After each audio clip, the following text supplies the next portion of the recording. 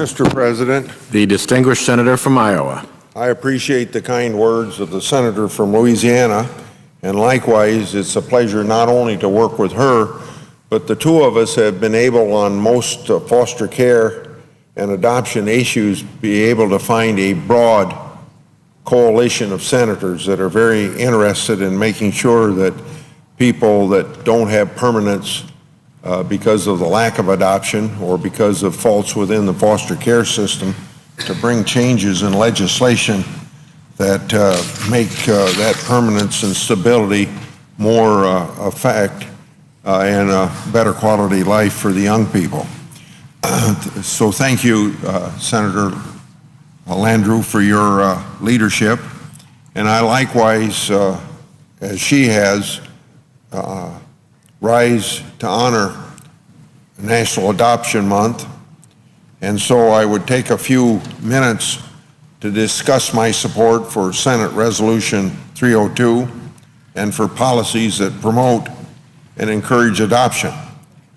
For years, I've championed efforts to increase awareness of adoption and help streamline the process for families who open their hearts and homes to children who have no other family.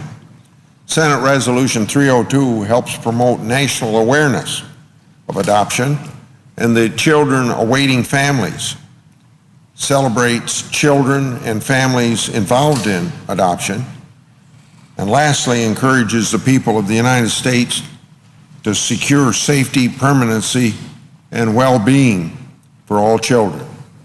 As co-founder and co-chair of the Senate Caucus on Foster Youth, I've taken a keen interest in helping children who find themselves in the foster care system. In the United States today, more than 400,000 children live in the foster care system. Many of these children have been welcomed into adoptive homes. However, over 105,000 of those in foster care are still waiting to be adopted. According to the Administration of Children and Families in my home state of Iowa, more than 4,700 kids entered the foster care system last year. A total of 6,500 kids were in my state's foster care system in 2010.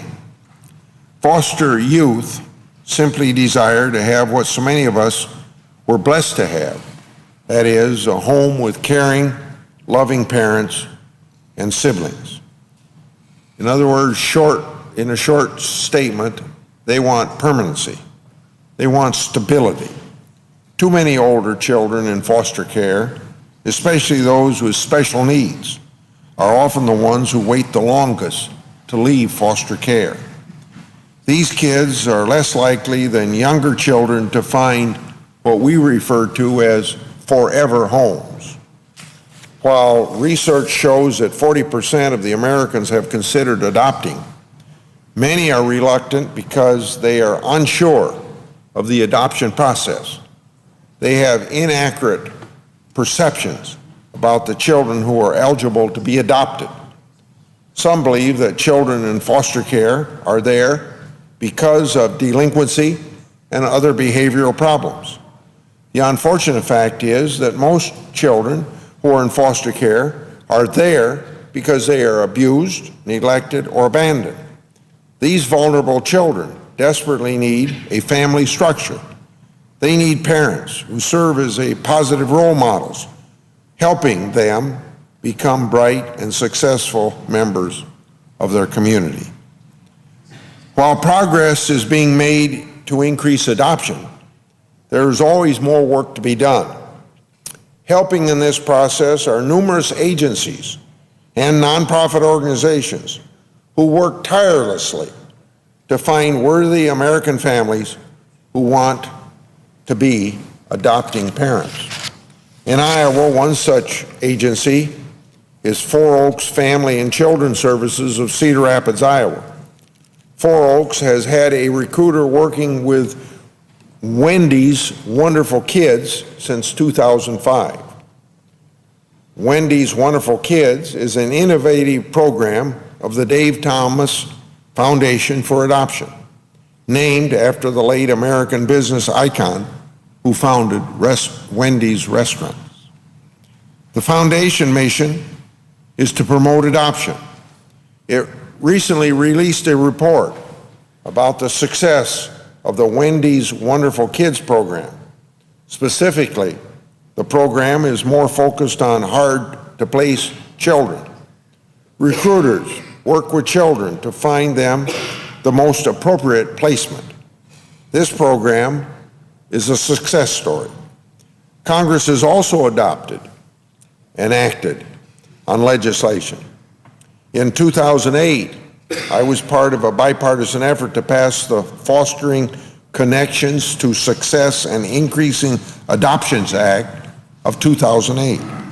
This new law represented the most significant and most far-reaching improvement in child welfare in over a decade. It provided additional federal incentives for states to move children from foster care to adoptive homes.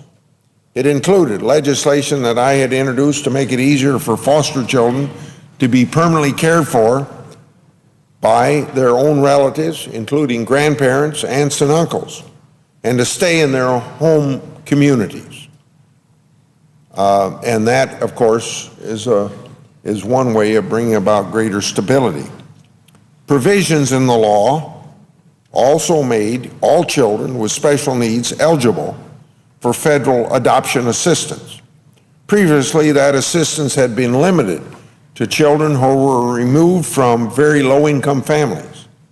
The law broke new ground by establishing opportunities to help kids who age out of foster care system at age 18 by giving their respective states the option to extend their care and by helping them pursue education or vocational training. In late 2009, Senator Mary Landrieu and I formed the Senate Caucus on Foster Youth to give older youth in and out of care and their families a place where their voices could be heard. We wanted foster youth to be part of this legislative process by hearing from young people and from their families who have experienced the foster care system firsthand. Congressional leaders will become more aware of the issues facing young people and their families. The caucus has and will continue to generate new ideas to prevent negative outcomes and create new opportunities for success. We wanted to focus on helping young people when they age out of the foster care system, typically at age 18. As many as 29,000 children age out every year without ever having found adopted placement. And without the security of a family, they often end up homeless, end up incarcerated, and end up maybe addicted to drugs. Children who age out of the system enter adulthood without knowing what it was like to be raised having their own families because they were under the state's supervision, and in a sense, the state was their family, and that's not much of a family. They missed out on having a mom and a dad, and maybe brothers and sisters to grow up with and to learn from, and whom they would have relationships with for the rest of their life. They missed out on a very important part of childhood that they will never know, one that too many of us take for granted. They're thrown into the world by themselves and forced to take care of themselves. They struggle to pay bills, to find and hold a job, and simply make ends meet. That is why adoption awareness is so very important, and hence the resolution that we are talking about. Since the first National Adoption Day in 2000, more than 35,000 children have joined forever families during National Adoption Day. In 2010 alone, adoption for almost 5,000 children were finalized through 400 National Adoption Day events in all 50 states, the District of Columbia, and Puerto Rico. These are impressive numbers that make us proud of the work being done to help foster children get the proper care. But there is always more work to be done.